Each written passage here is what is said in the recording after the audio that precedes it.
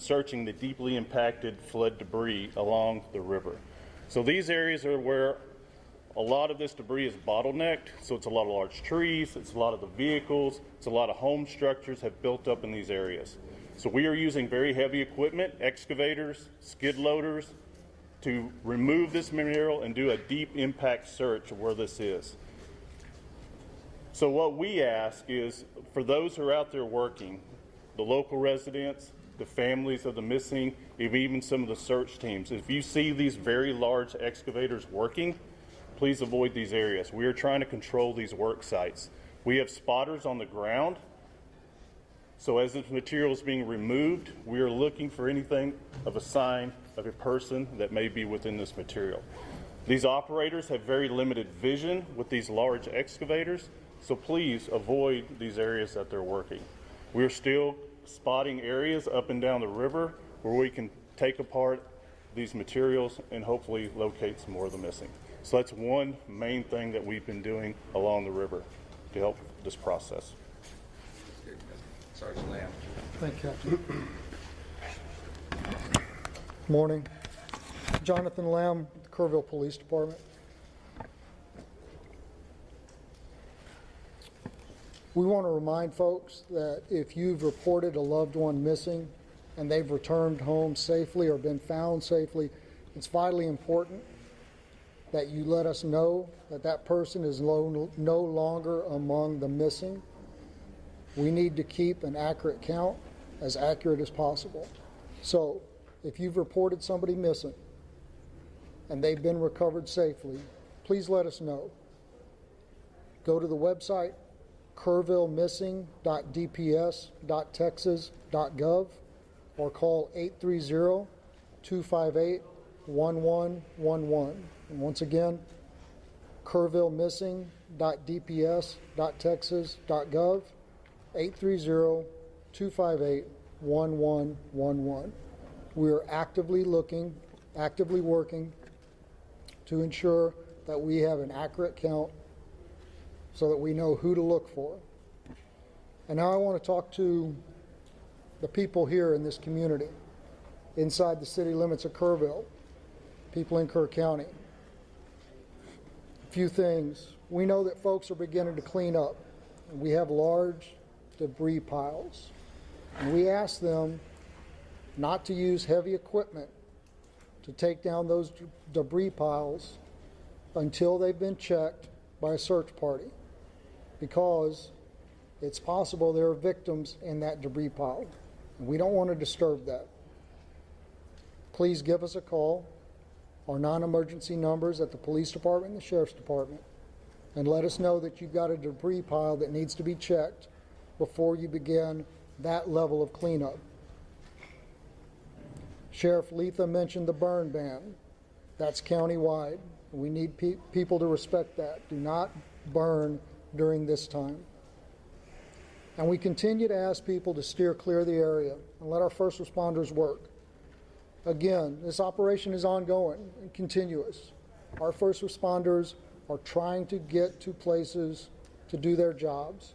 And people come in here from outside the community and people within the community who want to go sightsee and look at the river and see the flood damage. It's making our job very hard. We ask folks to give us room to work. I want to talk a little bit about the events that happened on the morning of July 4th, what the Kerrville Police Department and other first responders were doing in those early morning hours. And I want to start outside of Kerrville, out in Hunt. Now, for those of you who went out there yesterday with the governor, y'all know that Highway 39 crisscrosses the Guadalupe again and again and again. And all of those low water crossings, when they flood, they create islands where you can't get in and you can't get out, trapping people in their homes, trapping people in vehicles. And that's what happened on the morning of July 4th. One of our patrol sergeants lives out there in Hunt, and he got up, he got ready to go to work, and he realized when he hit the intersection of FM 1340 and Highway 39 that he was trapped on an island that was Hunt, Texas. And he saw people, dozens of people, trapped on roofs. He saw people trapped in swift moving water. He gave them encouragement over his public address system in his vehicle. He told them to be strong, that he would get to them as quickly as he could, and to hang on. And he knew he needed help. He went to another detective, Kerrville Police Department detective who lives out there, and he woke him up and he said, "It's bad. I need you to get your gear on and come find me." And then he went back out. And for 13 hours, those two officers, along with some Hunt volunteer fire department firefighters and an emergency room doctor, provided care to that Hunt community. When it was safe to do so, they waded into the water and they rescued people. They got people down off of roofs. They collected them there at the Hunt school. There was a young boy with a pretty severe leg injury that was given first aid treatment throughout the day. Other people came. Many of them were injured. They provided first aid. They coordinated helicopter evacuations for the most critically injured. Communicated the situation back to our emergency dispatch center at the Kerrville Police Department. When the waters began to recede, they knew that vehicles would be making their way out there when it was safe to do so. So they went back and forth, clearing out debris to clear a path for those vehicles. They saw helicopters flying back and forth, making recoveries upriver, evacuating those summer camps. And they were by themselves on that island that was Hunt, Texas, doing what they do, serving, protecting, and helping, until about 5 o'clock in the afternoon, when other emergency workers and high-profile vehicles were able to get out there. And here in town, the early morning hours is still dark. Our officers realized that areas of town that traditionally don't flood were going to flood, and that low-lying areas close to the river were in danger. Our officers spent hours going back and forth. In that first hour, they evacuated over 100 homes and evacuated and rescued over 200 people. And to say that doesn't even come close to explaining the actions that took place. Door to door, waking people up, convincing them that yes, the floodwaters are coming and you need to leave now. They rescued people out of vehicles. They rescued people out of homes that were already flooding, pulling them out of windows. They entered water. There's a trailer park that flooded in minutes. One officer was there by himself and he realized, I need help. He sounded his siren, driving up and down those streets that were beginning to flood, calling on his PA system for folks to wake up and evacuate. And then 2 other officers joined him through first thigh deep, then waist deep, then chest deep water, as they went from RVs and trailers and rescued people, carrying them to safety through the water. Out on old FM 689, there were 2 people trapped in the water, clinging to a tree. 2 officers were there when a third one drove up. And one of them was wrapping a 100-foot flex line garden hose around his waist to go into the water and rescue those people. And those 3 officers went into the water, and one of them held that hose and acted as an anchor, while those other 2 made their way to those 2 victims, and they were able to evacuate them safely. Folks, I don't know how many lives our KPD team saved in an hour in Kerrville. But I know that this tragedy, as horrific as it is, could have been so much worse. And finally, I want to tell you about a member of our KPD team. These guys have been working around the clock. 4th of July traditionally is a all hands on deck event for us because we hold an amazing concert on the river. On July 4th, it was an all hands on deck event for a very different reason. But our officers have been working without time off, without any downtime, 16, 18, 20-hour shifts, without complaint. Yesterday was the first day we were able to give a couple of them some downtime. So we sent an officer home to rest. But rather than taking a day off, a much well-deserved day off, he got up and he put on his gear and he volunteered to go out on foot with a ground search party. And he spent his day up and down the Guadalupe River, going over, under, around trees, searching for victims to try and reunite the missing with their families.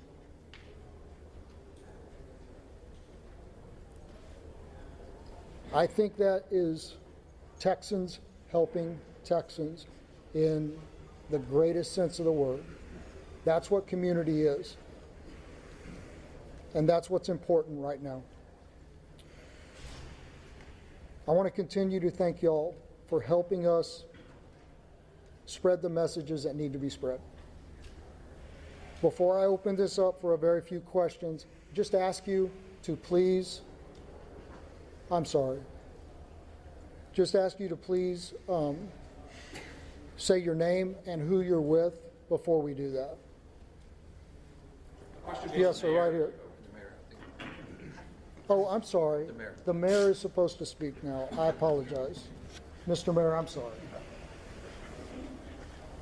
Good morning, everyone.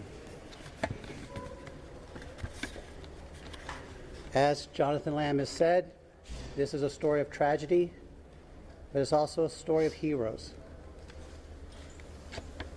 Captain Walden, thank you for all you've done. Every first responder, thank you for all you have done. The recent numbers reported break my heart.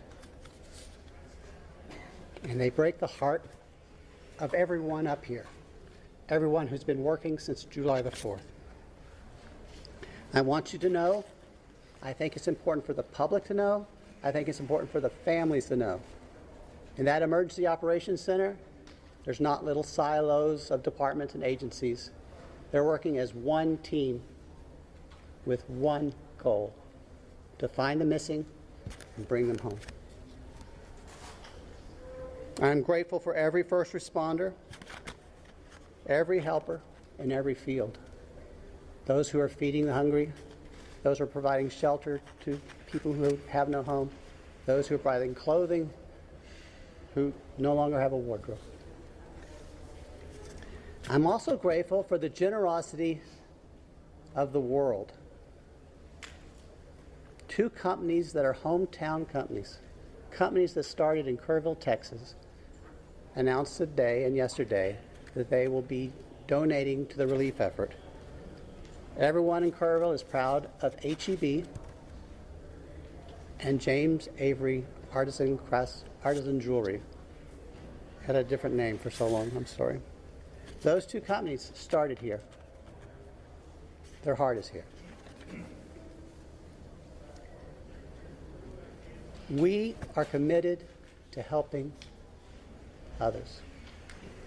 After you all go home or go to the next story, we will still be here. We live here.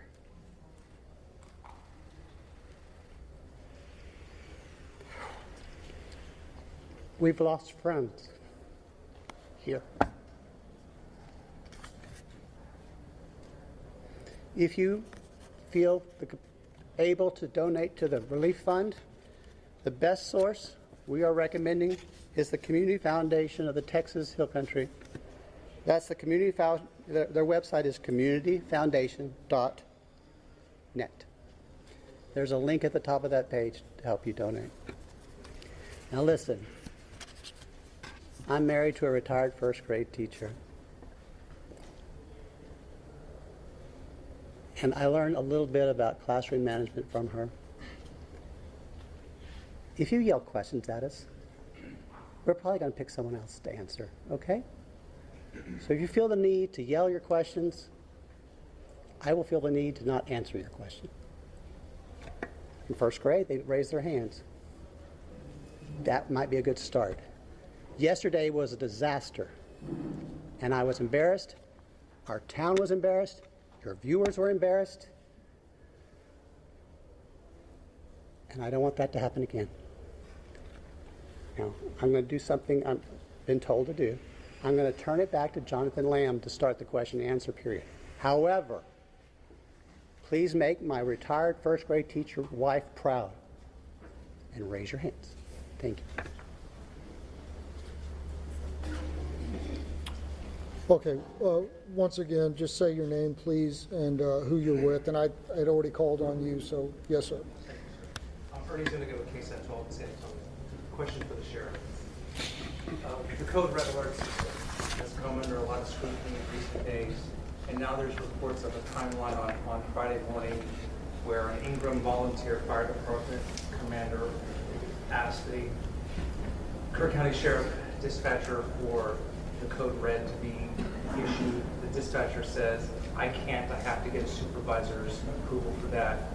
Almost 6 hours passes until 10 o'clock, when 10:04, when the code red is issued. How do you account for that lapse of time? What happened and what could have happened in that time? Okay. As I've said earlier, with every significant event, we're going, with every emergency, we're going to have to, there's going to be an after action. Please, y'all, listen to those words, after action, okay? Those questions are going to be answered. I believe those questions need to be answered to the family of the missed loved ones, to the public, to the people that put me in this office. Those need to be, and I want that answer, and we're going to get that answer. And I know that's going to be asked over and over. Please understand that. We're not running. We're not going to hide from everything. That's going to be checked into at a later time. I wish I could tell you that time. I don't know that time. Let me share something with y'all. One of the main things I've been doing is going and visiting the family. We still have some of those missed loved ones here. I go visit them twice a day. As a sheriff, what I want is I want closure for those people. Okay, and those are important questions. We will answer those questions. I wish y'all would bear with me in that. Okay, bear with me. We'll get them. I can't tell you in a week or two. Okay, we're going to get them. I'm not trying to deflect them. Okay, my primary. I asked you. I've been in this business 36 years. I don't know if any of y'all, or how many of y'all have gave notifications, death notifications. I've done them. What is worse, a death notification or telling somebody I don't know where your loved one was? That's my priority. Okay, now please understand that.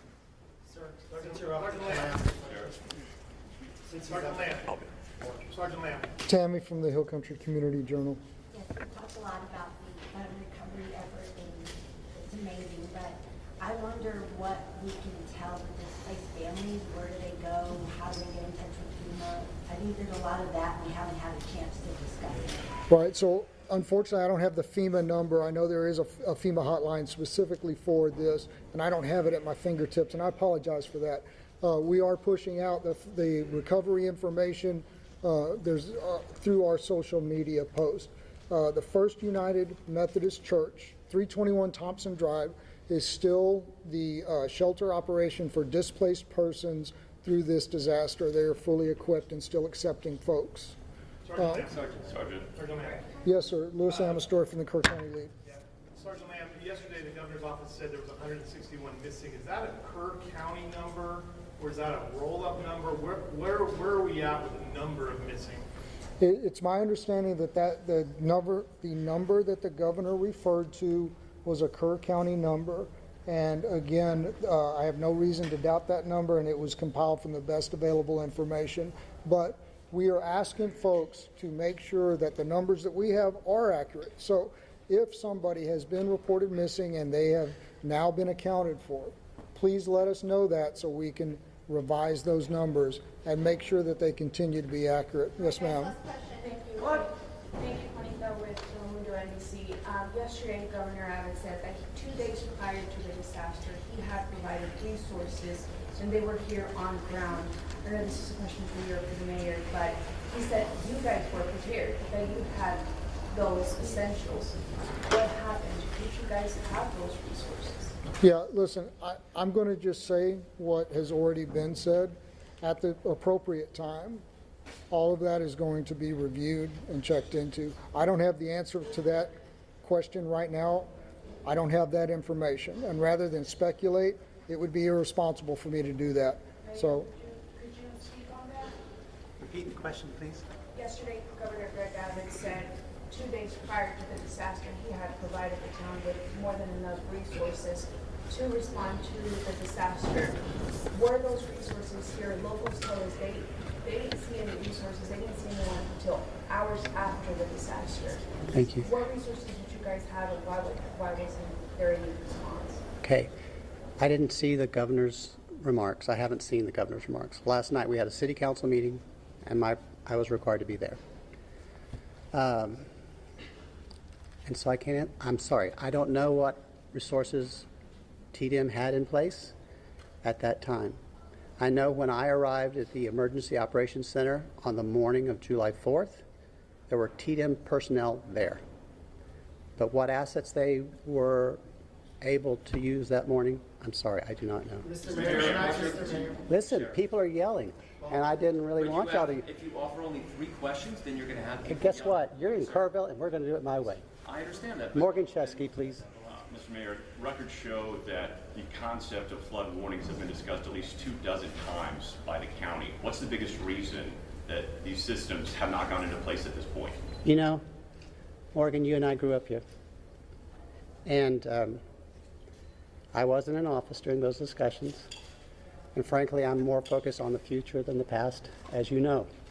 What I can say is the governor, the lieutenant governor, the Speaker of the Texas House have all provided us support, and they have all said this is a priority for the upcoming special legislative session.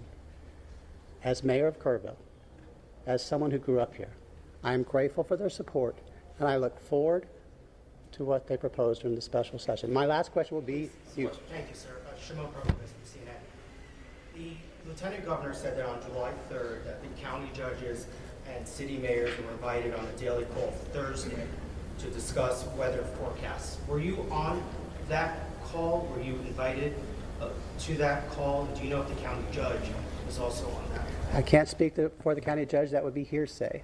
And I'm not going to contradict the information you have.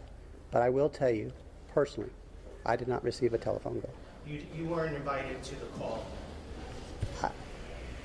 I did not receive a telephone call. And you were never given any information about what assets were brought into the area? So I wasn't invited to the call. I'm not trying to deflect, but I don't. Do you know why that, why that would happen? Maybe I'm not a local mayor. I can't tell. No. All right. Thank you, guys. Please. From Mexico, all right, folks, I appreciate that. And I appreciate the decorum that was shown this morning. So, as y'all are aware, gentlemen, Sheriff, you still have people counting on you. just do me a favor, I'm not quite finished yet. sir. All right, so as y'all are aware, there's not going to be a 1,500 presser. What we are going to do is send out an update, any updates through the email list. And once again, if you haven't gotten on our email list, that's going to be JIC at kerrvilletx.gov. I'll give it to you again, JIC at kerrvilletx.gov. Thank y'all. Sergeant, what time did your fellow officer come up with that?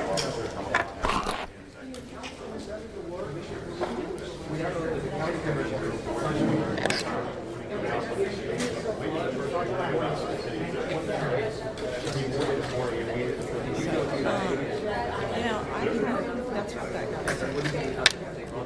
Same thing.